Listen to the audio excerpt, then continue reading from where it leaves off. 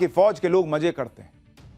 मुनीर की अय्याशी और पाकिस्तान की भूखमरी कंगाली के बीच एक और ऐसी खबर आई है जिससे पाकिस्तान को और झटका लगेगा। जिस वर्ल्ड बैंक के सामने जाकर पाकिस्तान पानी के लिए रो रहा था कि सिंधु जल समझौता भाई भारत ने स्थगित कर दिया, इसको कुछ करवाओ यार, पानी वानी दिलवाओ, उस वर्ल्ड बैंक से नरेंद्र मोदी कश्मीर के लिए ऐसा काम करवाने वाले हैं जिसे देखकर पाकिस्तान भर भर आंसू रोएगा। भाई सिंधु जल समझौता तो बहाल नहीं हुआ, लेकिन भारत सरकार वर्ल्ड बैंक से 3119 करोड़ का फंड ले रही है।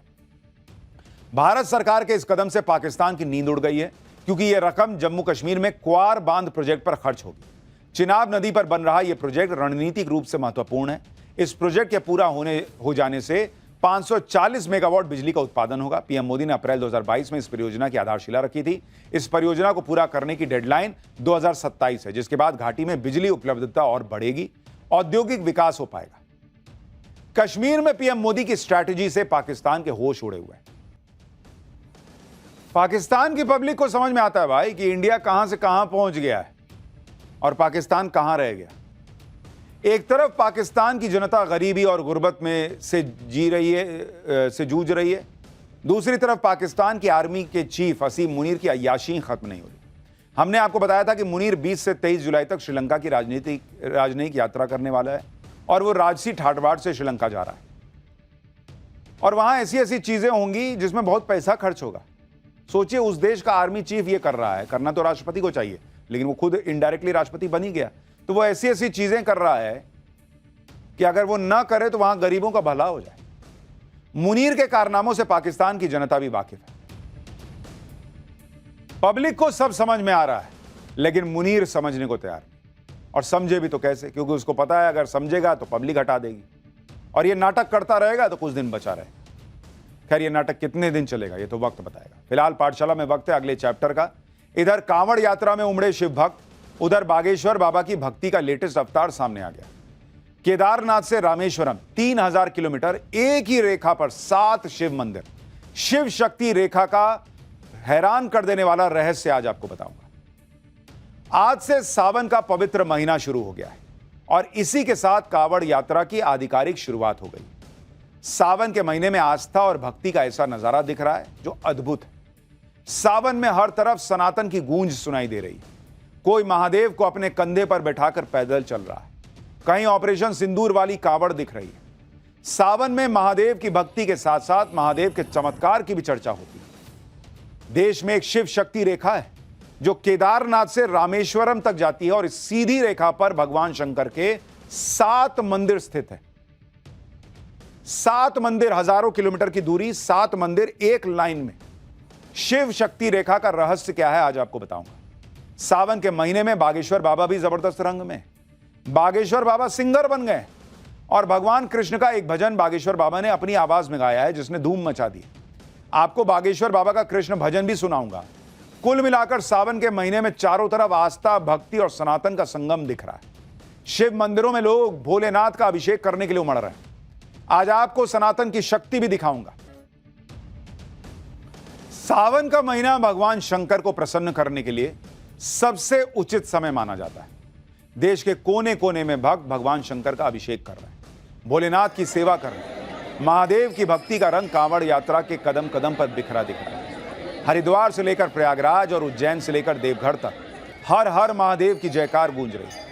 आप ये तस्वीरें देखिए, किस तरह से लोग महादेव की भक्ति में सराबोर दिख रहे हैं। हजारों करोड़ों लोग इस सावन के महीने में शिव भक्त जो हैं वो शिव का अभिषेक करने के लिए, भगवान शिव का अभिषेक करने के लिए जल लेकर जाते हैं। उत्तर प्रदेश के मुख्यमंत्री योगी आदित्यनाथ ने भी सावन के पहले ही दिन भगवान भोलेनाथ का अभिषेक किया। सीएम योगी ने गोरखपुर में पूरे विधि विधान के साथ भगवान शंकर का रुद्राभिषेक किया। सीएम योगी ने जल, दूध और ऋतुफल के रस से भगवान शिव का जलाभिषेक किया। सीएम योगी ने महादेव से उत्तर प्रदेश के लोगों के सुख, समृद्धि और कल्याण की प्रार्थना की। इस बार कांवड़ को कुंभ जैसा भव्य बनाया जा रहा है और इसके लिए सरकार ने कांवड़ियों के लिए कई तरह की सुविधाओं का इंतजाम किया है। कांवड़ रूट पर खाने पीने की शुद्धता बरकरार रहे, इसके लिए सख्ती भी बढ़ती जा रही है। इसके अलावा शिव मंदिरों के आसपास की दुकानों की जांच की जा रही है। खुद मंदिर प्रशासन के लोग कांवड़ फोर्स बनाकर प्रसाद की चेकिंग कर रहे हैं, जिससे कांवड़ यात्रा की शुद्धता भंग ना हो। देखिए कैसे प्रसाद की चेकिंग हो रही है, एक ग्राउंड रिपोर्ट देखिए। कांवड़ फोर्स बुद्धेश्वर महादेव मंदिर में बनाई गई है, जो सावन के महीने में अलग अलग दुकानों में जाकर इस बात की ताकीद कर रही है कि वहां पर शुद्धता का ख्याल रखा जा रहा है कि नहीं। महाराज क्या कर रहे हैं आप लोग यहाँ पे? हम लोग निरीक्षण कर रहे हैं। हाँ, तो क्या ताकीद, क्या हिदायत इन लोगों को दी गई? मतलब यह है कि मिष्ठान में किसी भी जो है प्रकार का मिलावटी तेल नहीं चलेगा। हाँ, और खासकर चमड़े का तेल। हाँ जी, कांवड़ फोर्स हमारा है और कांवरिया वाले आएंगे यहाँ अपना शुद्ध प्रसाद चढ़ाते हैं, इसलिए दुकानदारों से सबसे कहा जा रहा है कि कोई गंदगी नहीं और साफ सुथरा, कोई मिलावट नहीं होना चाहिए। कांवड़िये यहीं से प्रसाद लेते हैं, श्रद्धालु यहीं से प्रसाद लेते हैं, तो मंदिर के आसपास की जितनी दुकानें हैं वहां पर जाकर इस तरीके से अपना निजी सैंपल लेकर खाद्य विभाग को सौंपे जाने की भी तैयारी यहाँ पर देखी जा रही है। अब आप ये भी देख लीजिए कि प्रसाद की भी चेकिंग हो रही है कि भाई कांवड़ जो इतनी मेहनत से आ रहा है उसकी भक्ति जो है वो भंग ना हो जाए, उसकी भक्ति में कोई खलल ना पड़ जाए। अब यही कहीं चले जाते, किसी मुसलमान का ढाबा होता तो हंगामा कर देते कि अरे बाप रे बाप, देखिए मुसलमान पे अत्याचार हो गया। अरे भाई, वो प्रसाद की दुकान है, हिंदू की दुकान है, वहां भी चेकिंग हो रही है कि भाई सब ठीक से चले। कांवड़ यात्रा में भगवान शंकर की भक्ति के ऐसे ऐसे रंग भी दिख रहे हैं जिसे देखकर आप हैरान हो जाएंगे। ये तस्वीर देखिए, 3 कांवड़िए अपने कंधे पर महादेव की विशाल प्रतिमा को लेकर यात्रा कर रहे हैं। ये तीनों हरिद्वार से राजस्थान जा रहे हैं, सैकड़ों किलोमीटर का सफर पैदल कर रहे हैं और कंधे पर साक्षात महादेव को विराजमान कर रखा है। जरा सुनिए क्या कह रहे हैं। जहां आप अलग अलग तरीके के कांवड़ देख रहे हैं, वहीं कुछ ऐसे भी शिव भक्त दिख रहे हैं जिनके देखिए कांधे पर साक्षात भगवान भोले विराजमान है। ये तस्वीरें देखिए कि किस तरीके से जो तमाम जो शिव भक्त कांवड़िए हैं उनके देखिए कांधे पे किस तरीके से भगवान शिव की अलग अलग तस्वीरें जो है, अलग अलग मूर्तियां जो है वो दिखाई पड़ रही है। जहाँ जटाओं के पास भगवा गमछा बंधा हुआ है, वहीं अपने अपने कंधे पे बिठाया और चश्मा भी लगा दिया है। ये मर्जी हमारी बोलेगी, हमको वहाँ जाना है राजस्थान भरतपुर। तो आप ये हरिद्वार से भी आ रहे हैं? हाँ, हरिद्वार से ला रहे हैं। और इसी तरीके से कांधे पे महादेव को बिठा के ला रहे हैं? हाँ, कांधे पर ही।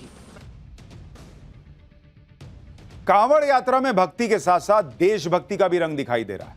हरिद्वार जा रहे कई कांवड़ियों के पास ऑपरेशन सिंदूर की थीम पर बनी कांवड़ है। ऑपरेशन सिंदूर वाली कांवड़ के जरिए पहलगाम आतंकी हमले में मारे गए लोगों को श्रद्धांजलि दी गई। ऑपरेशन सिंदूर कांवड़ को तिरंगे और ब्रह्मोस मिसाइल से भी सजाया गया है। भक्तों का कहना है कि यह कांवड़ न सिर्फ भोलेनाथ को समर्पित है बल्कि उन शहीदों को भी श्रद्धांजलि है जिन्होंने देश की रक्षा में बलिदान दिया। यूपी से लेकर उत्तराखंड तक कांवड़ यात्रा की धूम दिख रही है।